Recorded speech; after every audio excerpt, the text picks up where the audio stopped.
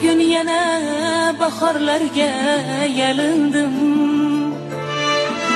Umr degan anhorlarga yalindim. Soniyayu misqollarga yalindim. Tez qaritib qo'ymang odam onamni deb. Yuzlarida ajin degan dog' ko'rindi. Sochlarida buncha yerda oq ko'rindi. Hayollarim har tomonga qoq bo'lindi.